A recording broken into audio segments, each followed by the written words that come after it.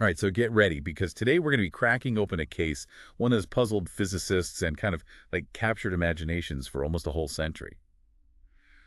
Schrödinger's cat. It's a good one. You probably heard of it, the cat in a box scenario.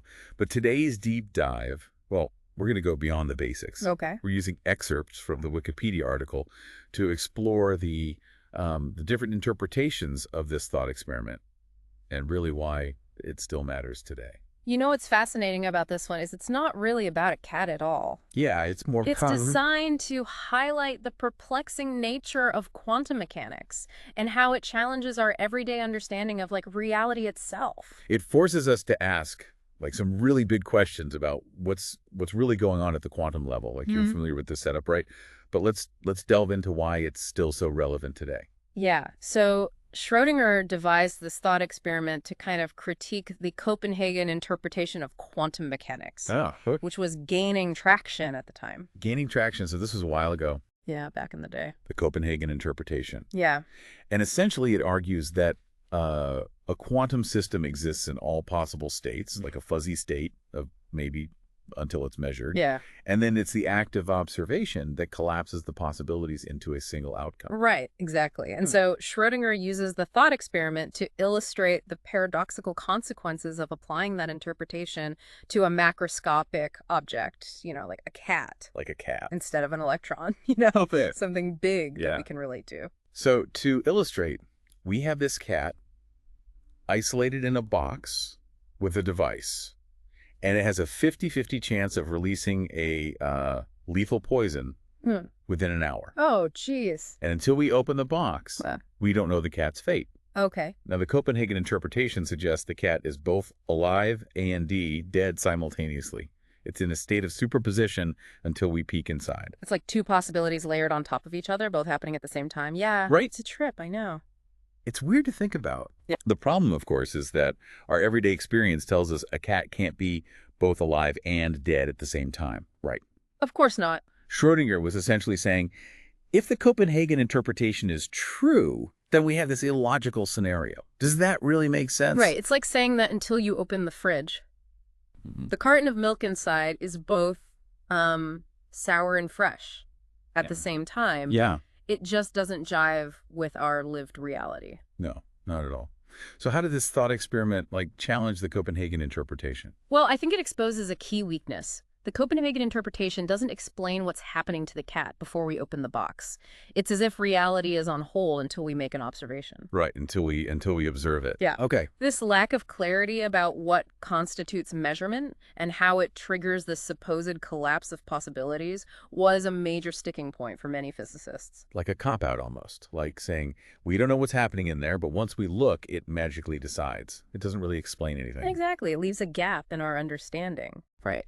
Now, the thought experiment itself, it doesn't offer any solutions, but it did inspire physicists to come up with alternative interpretations of quantum mechanics. So Schrödinger's cat didn't solve the mystery, but it, pointed out the flaws in the prevailing theory. He left us a trail of breadcrumbs, leading to even more mind-bending possibilities. Oh, that's a great analogy. Yeah.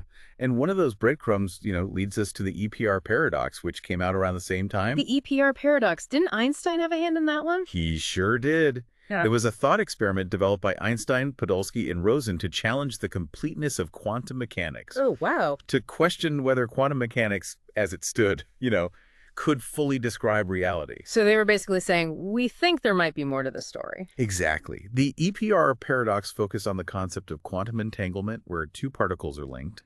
And when you measure the state of one, it instantly affects the state of the other, even if they're miles apart. Whoa, okay. So spooky action at a distance.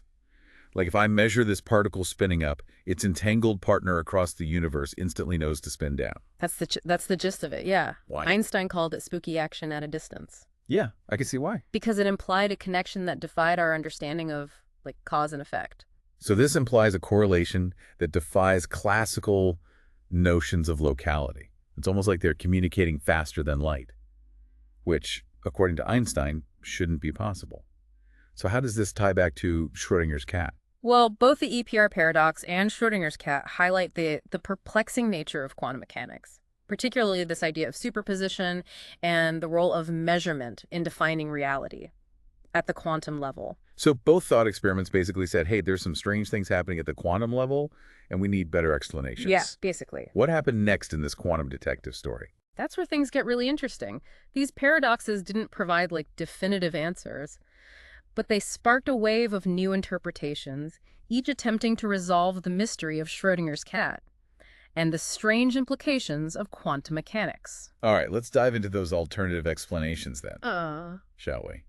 This is where I feel like things could get truly mind-boggling. Oh yeah, buckle up. Yeah. Let's start with one that really stretches the imagination, the many worlds interpretation. Ooh, that sounds intriguing. I'm ready. Picture this, okay?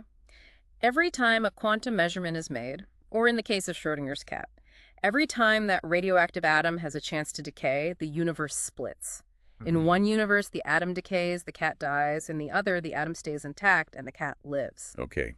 So there's a universe out there where I actually won the lottery last week, and countless others where I made different choices. That's a lot of bees running around. Precisely.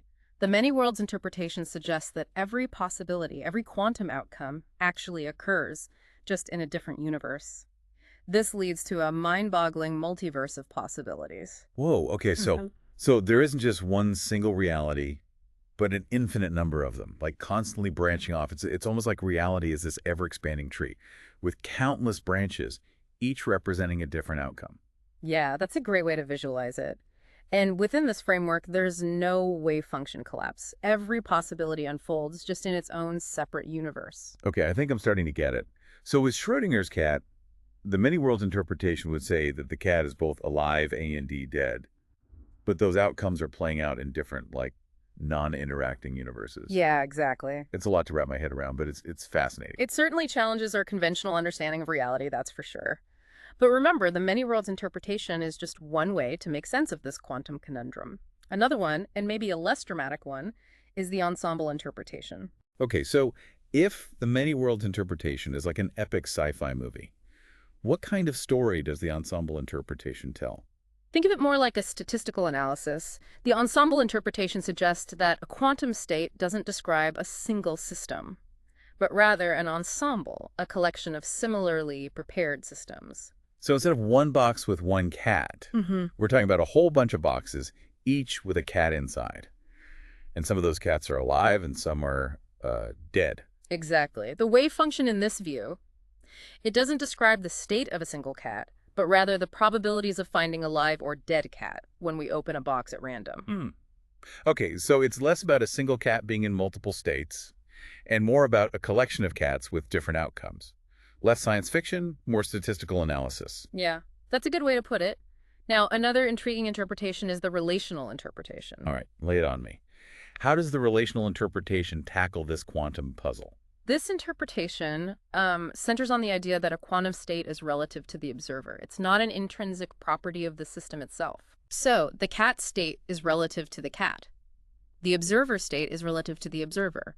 And until they interact, there's no single definitive state for the cat. So it's like the old saying, beauty is in the eye of the beholder. The cat's aliveness or deadness depends on who's doing the observing.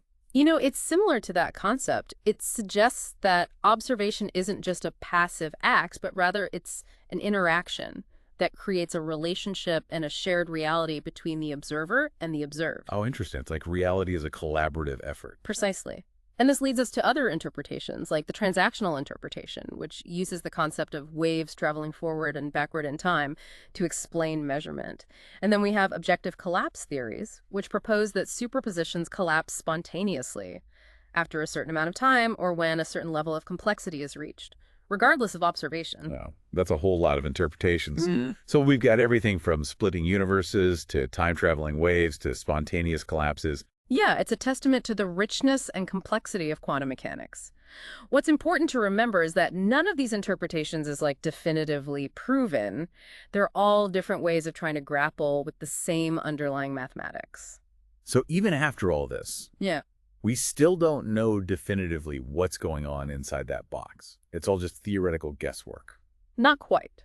While the interpretations remain a subject of debate, There have been incredible advancements in experimental physics. Remember those cat states we talked about earlier? Right, the idea that they've managed to recreate Schrödinger's cat, but with tiny particles instead of actual felines. What's the latest on that front? Well, scientists have made incredible strides in creating these cat states in the lab, Mhm. using systems like photons, trapped ions, and superconducting devices. They've essentially achieved superposition in these controlled environments, mirroring the both alive and dead scenario of Schrödinger's cat, albeit on a much smaller scale. So Schrödinger's thought experiment, which was initially meant to highlight the absurdity of quantum mechanics, has actually paved the way for real-world experiments and technological advancements.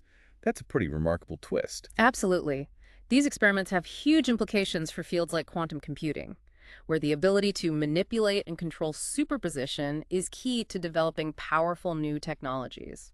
It's a beautiful example of how theoretical exploration can lead to tangible, real-world applications. It makes you wonder what other seemingly outlandish ideas might hold the key to future breakthroughs. Indeed. And that brings us back to the enduring legacy of Schrödinger's cat. So we've gone from like a thought experiment about a cat in a box to the possibility of multiple universes and real-world applications using cat states. It's kind of incredible to think that an idea that started as a critique has led to so much progress. That's the power of thought experiments, you know. They push us to think beyond the limitations of our current understanding and often lead to breakthroughs in unexpected ways. Thinking about Schrödinger's cat, even after all this discussion, it still feels like incredibly relevant today. It's not just about the cat or even quantum mechanics, is it? You're right. Schrödinger's cat touches on fundamental questions about the nature of reality itself, you know? It forces us to confront our assumptions about how the world works, about the role of the observer, and even the limits of our own perception. It's like asking that age-old question.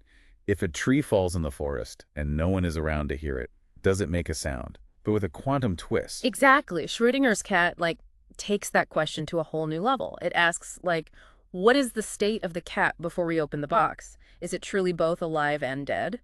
Or neither? Or does it, depend on who's looking? And depending on which interpretation you favor, you get a wildly different answer. It really highlights how much our understanding of reality is shaped by our perspective. Yeah, precisely. Schrödinger's cat forces us to grapple with the idea that reality might not be as straightforward and objective as we tend to believe, you know? It introduces the possibility that things might exist in this uncertain, fuzzy state until an observation is made. It's almost like our act of observing, like our measuring, Right. somehow brings reality into focus. Yeah, that's a key takeaway from this thought experiment. It challenges our classical intuitions about cause and effect and introduces the possibility that consciousness, or at least observation, plays a fundamental role in shaping reality. It's enough to make your head spin. And it makes you wonder, are we just like scratching the surface of understanding what's truly going on? Absolutely. Schrödinger's cat is a reminder that there's still so much we don't know about the universe. And that's the beauty of science, right? It's an ongoing process of discovery, of refining our understanding, and of pushing the boundaries of what we think is possible. So after delving into this thought experiment, what are your thoughts? What happens inside that box before we open it? That's the million-dollar question.